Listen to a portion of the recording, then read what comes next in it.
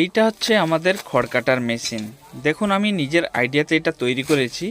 আপনারাও খুব সহজে এটা তৈরি করে নিতে পারেন যে কোনো ওল্ডিং দোকান থেকে। দেখুন কত তাড়াতাড়ি খড়গুলা কেটে নেওয়া হচ্ছে।